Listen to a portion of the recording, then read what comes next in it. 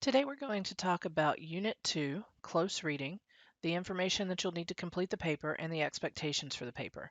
First and foremost, remember to scroll down so you don't miss anything in the unit. Your student learning outcomes are listed at the top as usual.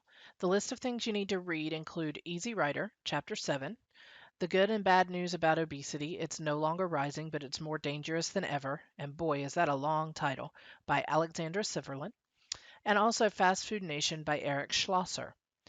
You will also watch several poetry videos for this unit, and these will be used to answer discussion board 4, Finding Meaning in Poetry. Please read through these. One is very long, but most of them are very short, and I think that they're valuable to teach you how to integrate figurative language and carefully choose the words that you're trying to say, how to dig more deeply into what you're reading and what you're hearing in order to have a better understanding rather than just taking things on the surface level. There's also information here about works cited. There's a handout about how to create a works cited and a practice template that you can use. You can also see the OWL Purdue for any help with works cited, and there's a works cited worksheet that you have to complete.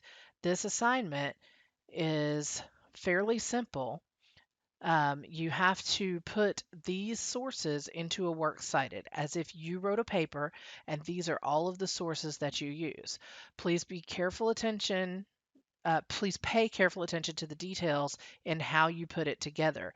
You must put it like a works cited page at the end of an essay. I expect you to be able to read and understand how to do that. I expect you to be able to take the information given here and put it in the proper format to create a works cited. You'll create that on a separate document and you'll turn it in the Submit Assignments tab in the course. There's also some information here on formal versus informal writing, 5 rules of formal academic writing. Now, this one is, I believe, a British video, so make sure that you use American spellings instead of British.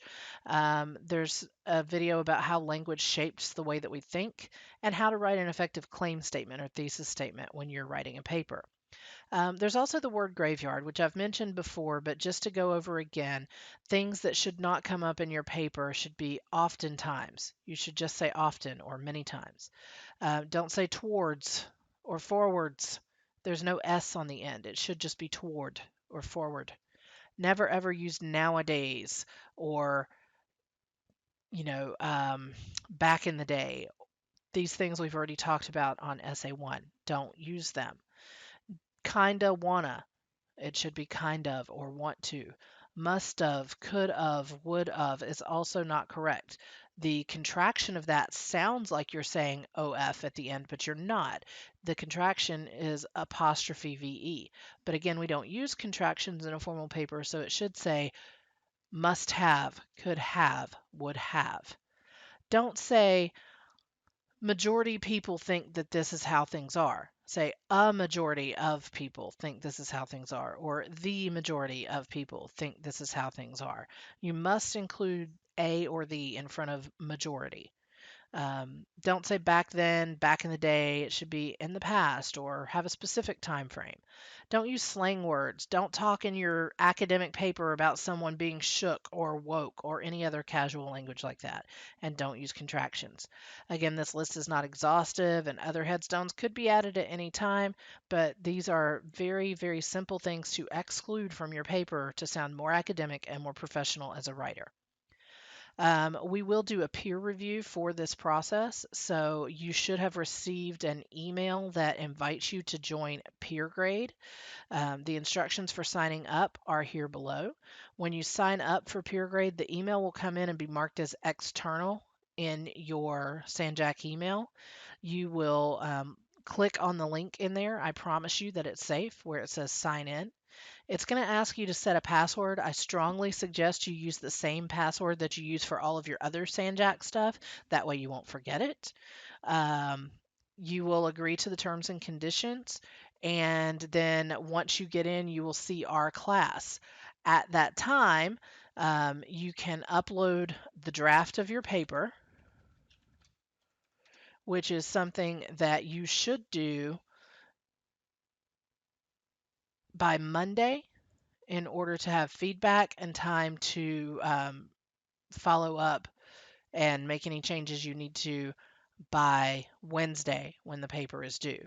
So, Essay 2, close reading, you'll click in here and you will submit your paper. Your version will look slightly different from mine, but it is an external website called PeerGrade, and that is how we are doing peer review.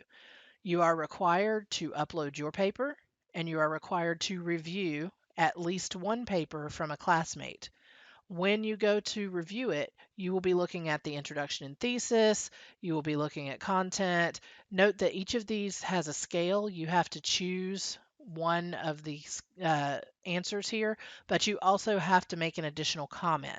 So you have to say something like, your thesis is great, I understand it, it makes sense, or I really wasn't sure what you were trying to write about, or maybe you should put those in a different order, or whatever feedback you may have on that specific item. There's only 9 questions that you have to answer for the paper that you review, so it shouldn't take you too awful long, and this should help you to find and eliminate some of your errors before the paper comes to me for final grading. Once the peer review process is done, which should be done by Monday, you'll have a couple of days to go through and make any changes you need to make before you turn in your final essay to me on Wednesday.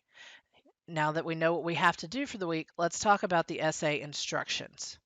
So for essay 2, this is a close reading. What that means is we are examining the articles that I gave you, but you cannot use outside sources. You can only use the articles that I gave you. In an essay of no less than 600 and no more than 1,000 words, again, not including your header or your title or your works cited, you're going to write a close reading essay where you answer one of the questions below using those 2 articles that I gave you. Again, only answer one of these questions. Don't answer both. And while these points have more than one question listed here, this is not meant to be an exhaustive list. This is meant to get your thinking started. So the first one is, why did Schlosser and Sifferland write these articles? What literary techniques do they use to make their points? Do they use alliteration, personification, those types of things? How do they get their point across? The second choice is, how do these authors view obesity? Do they agree or disagree with each other? If they were put in a room, how would they feel about the other's viewpoint? And what evidence from the text shows you that? So you're going to have to use quotes. You must include at least one direct quote from each of the 2 articles I gave you, and they must be properly formatted and cited both in the text and at the end of the paper in a works cited. Please also remember your works cited page at the end is titled Works Cited. It is not titled Work Cited or Works Cited Page or References or Bibliography. It is Works Cited with an S on it because you're using more than one. Failure to properly cite a source can result in charges of plagiarism and a grade of 0, so make sure that you do what you need to do. Plagiarism information can still be reviewed in the Reference Documents and Videos tab under the Plagiarism Information folder. Do not include any information from additional or outside sources in this paper. This is a close examination of the information in these articles only. Do not use any quotes that are more than 4 lines long. Keep your quotes short. They're meant to prove your own point or to give an example, not just to fill up your word count. Your final draft of the paper has to be in MLA style. Instructions for how to do this are still in the Writing Strategies and Guides folder under the Reference Documents and Videos tab. Do not use a pre-formatted template. They're often incorrect. Don't forget to include the word count at the end of your paper. You want to put that after the body of your paper, but before your works cited page. If your paper does exceed 1,000 words, I will not continue reading any excess. Once we have done the peer review process, the peer review does count for 10 points from your grade on this assignment. So you need to make sure that you participate in that. If your paper was excellent and was going to be a 98, but you did not do the peer review, now that grade is an 88. You've already dropped it a whole letter down to a B. Okay, so tips for success on this paper. Give your paper an interesting title. Don't call it Essay 2 or Close Reading. And please don't call it F as in fat. I've had so many of these papers titled that, and that's actually technically plagiarism as it comes from the article. Your title should have something to do with what you're writing about, and it should grab your reader's attention. You want to remember to write your paper as if your reader has no idea what the prompt was. Don't focus on yourself or your own opinions or your own experiences. This is not about how you feel and how you think. This is not about your personal successes or struggles with obesity or food. Your goal is to look at what each author has done and evaluate it and analyze it. Please be careful to spell the names correctly in this paper. Note that Schlosser is male and Sifferlin is female, so use the traditional male and female pronouns when speaking about them. When you talk about Schlosser, he says. When you talk about Sifferlin, she says. Be aware that autocorrect does like to change Sifferlin to suffering if you're using a Mac. Please be aware of that and don't leave her name as suffering in your paper. Also remember that we refer to authors by their name, by their last name. We don't use honorifics, not Mr. Schlosser or Miss Sifferlin. We only mention their last name.